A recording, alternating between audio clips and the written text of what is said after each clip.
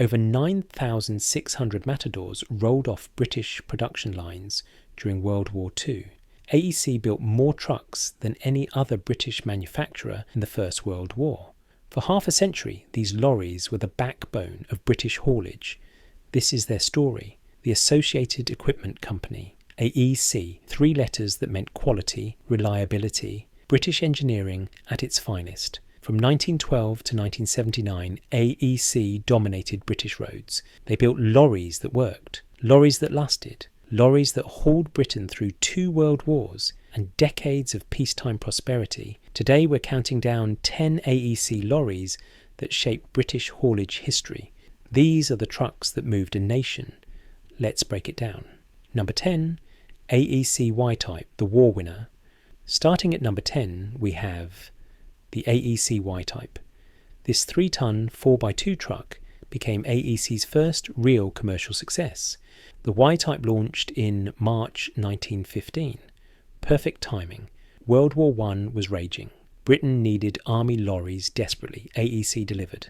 The original Y Type used a Daimler 4-cylinder 5,700 cubic centimetres petrol engine producing 40 brake horsepower. It drove through a 4-speed gearbox to solid rubber tyres.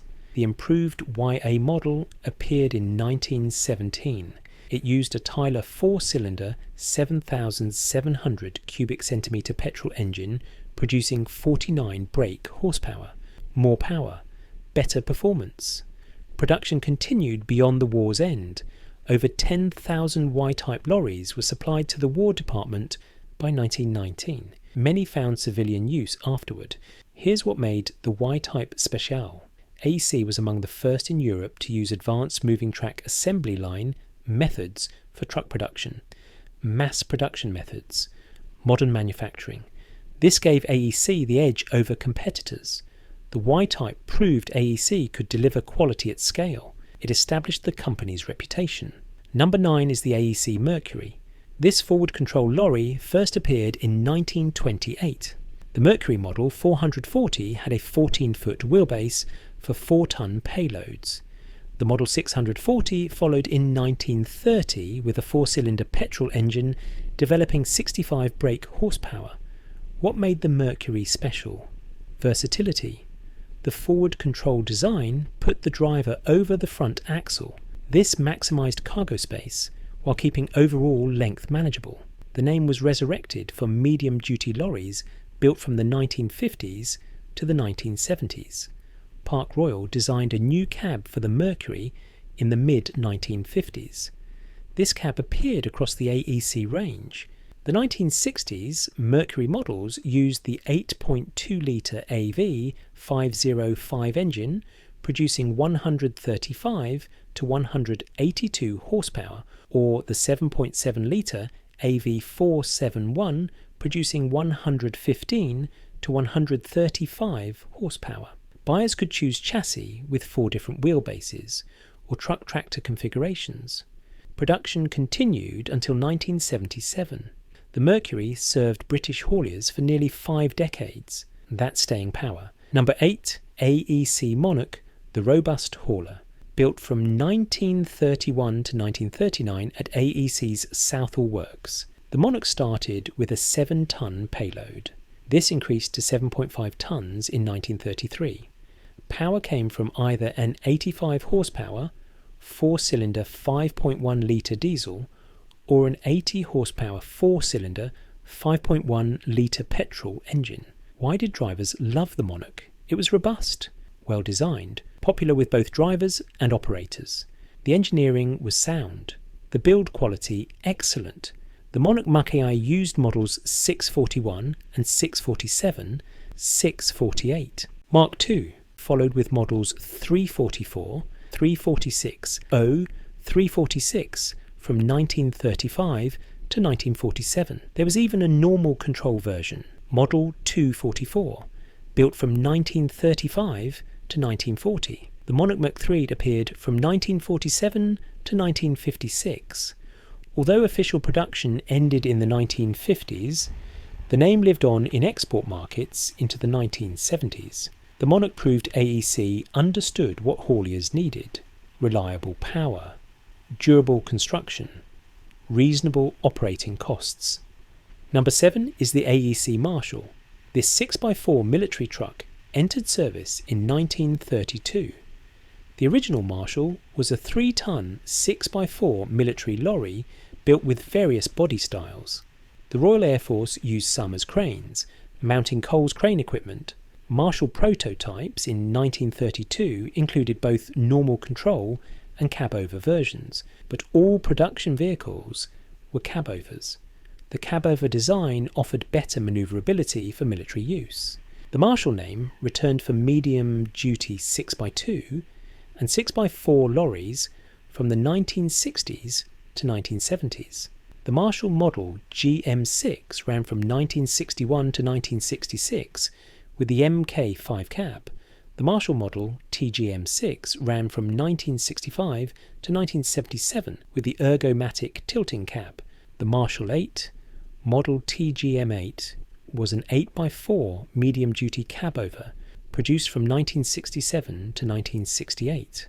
The Marshall proved AEC's expertise in multi-axle design. This knowledge fed directly into their civilian truck programs. Number 6, AEC Mandator, the power player. The Mandator name first appeared in the 1930s. The post-war Mark II as both a lorry and tractor unit. The name continued for tractor units built from the 1950s to the 1970s. By the 1960s, the Mandator became AEC's flagship heavy hauler. After Leyland's takeover of AEC in 1962, Mandators received the ergomatic cab. The Mandator MKV featured the Park Royal cab and sold in large numbers as a twin-axle tractor. The Type TG4 replaced it in 1966, featuring the ergomatic tilt cab. AEC offered the TG4 with the 6-cylinder AV 760 engine, but in 1968 they introduced their new flagship, the V8 400 Mandator. The V8 was ambitious, a compact 12-litre diesel developing 247 horsepower at 2,600 revolutions per minute, designed for the UK maximum of 32 tonnes, usually driven through a 10-speed semi-automatic gearbox. But British Leyland rushed it into production. The engine had development issues, low-end torque problems, overheating concerns. Despite these problems, the Mandator remained a powerful performer for those who understood how to drive it. Production ended in 1977. The Mandator represented AEC's ambition to compete at the highest level. At number 5, we have the AEC Militant, affectionately known as Millie. The Militant replaced the Matador in 1952. It continued in various forms until the 1970s. The original Militant name actually came from Maudsley in the 1930s. AEC acquired Maudsley in 1948 and resurrected the name. The Militant was designed for military use, but its robust construction made it popular for civilian applications too: recovery operations, construction sites, heavy haulage. The Militant proved that military spec engineering translated well to demanding civilian work, built tough, maintained easily, operated reliably. Drivers appreciated the Militant's straightforward design. No unnecessary complexity, just solid engineering that worked day after day. Number 4, AEC Matador, the legendary artillery tractor, perhaps AEC's most famous model. The original Matador was a 5-ton 4x2 commercial lorry introduced in 1932, but the name became legendary for the 4x4 artillery tractor version introduced in 1938. These vehicles exploited AEC's experience with four-wheel drive, gained from their involvement with hardy vehicles. AEC had taken a controlling interest in the British subsidiary of American Four-Wheel Drive Company in 1932. During World War II, AEC produced 9,620 Matadors. Over 9,600 of these 10-ton 4x4 medium artillery tractors served with the British Army. Some went to the Royal Air Force as well. The Matador towed the 5.5-inch medium gun and the QF 3.7-inch anti-aircraft gun. It filled the role between field artillery tractors and the Scammell Pioneer. In 1942 to 43, some Matadors mounted the 6-pounder anti-tank gun for the North African campaign. Number 3, AEC Majestic. The 6-ton normal control Majestic, Model 666, was introduced in 1930. This model often gets overlooked in AEC's history, but it played a vital role. The Majestic filled the gap between lighter lorries and heavy haulers. 6-ton payload, normal control design, reliable 6-cylinder engine. Majestic tankers were particularly popular. Fuel delivery, chemical transport, any liquid cargo. The Majestic handled it. The Majestic demonstrated AEC's complete range. They weren't just building giants. They understood the entire haulage market. Light, medium, heavy. AEC covered all bases. Number 2, AEC Mammoth Miner, the efficient operator.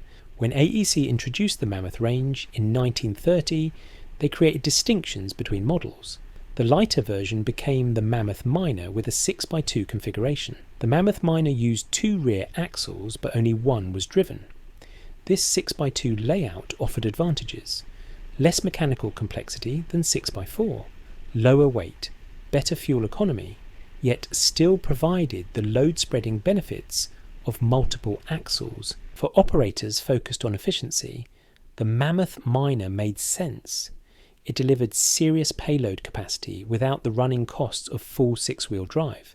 The Mammoth Miner proved that smart engineering wasn't always about maximum power. Sometimes it was about the right balance of capability and economy. Number 1, the Mammoth Major.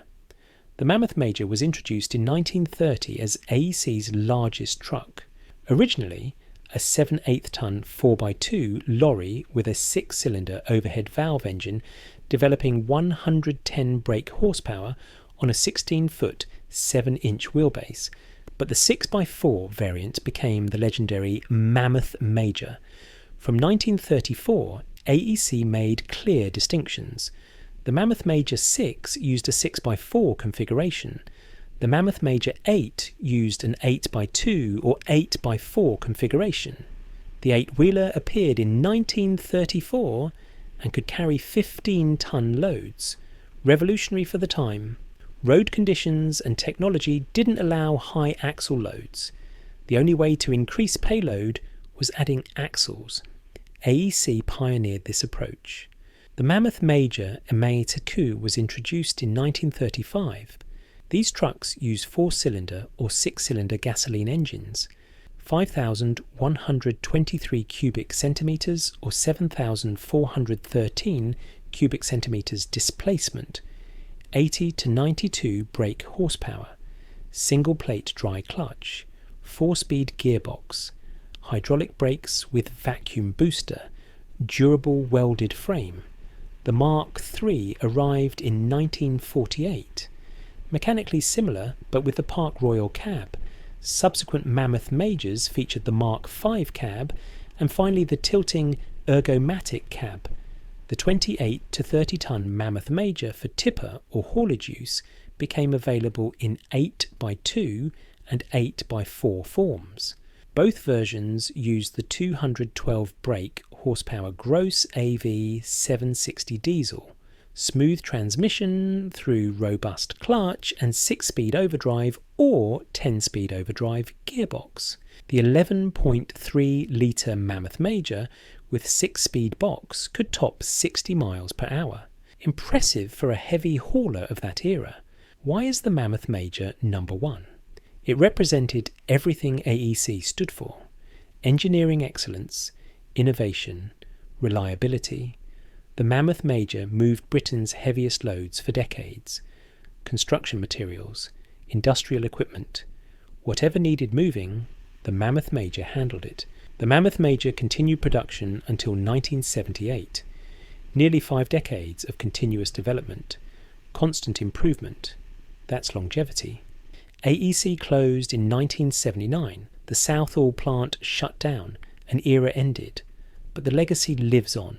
Preserved Mammoth Majors still run at shows. Restored Matadors still turn heads. The AEC Society keeps the history alive. These lorries proved that British engineering could compete with anyone. Quality, reliability, Innovation, AEC had it all. Hit that subscribe button if you love British lorry history. Have you seen one in person? Let me know. Thanks for watching. I'll see you in the next video.